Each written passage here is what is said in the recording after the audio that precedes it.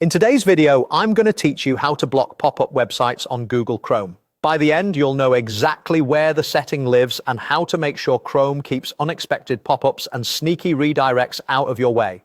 First, open Google Chrome on your computer.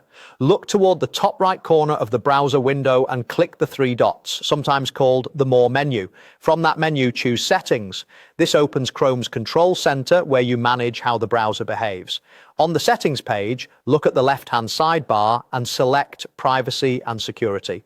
This section is all about keeping your browsing safer and more predictable, and it's where Chrome puts controls for things like cookies, permissions, and site behaviors. Next, click Site Settings. Think of this area as the dashboard for what websites are allowed to do. Access your location, use your camera or microphone, show notifications, and yes, open pop-ups or trigger redirects. We're going to fine-tune that last part. Scroll until you find pop-ups and redirects and click it.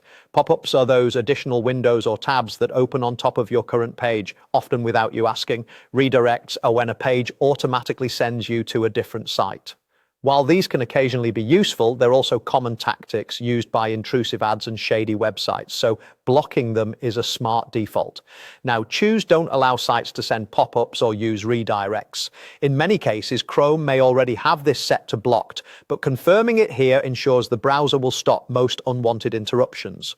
With this setting in place, Chrome will quietly prevent pop-ups and auto-redirects from appearing. If a site tries, you may notice a small indicator in the address bar letting you know it was blocked. A quick note for when you actually need a pop-up from a trusted site like a banking portal or a document viewer.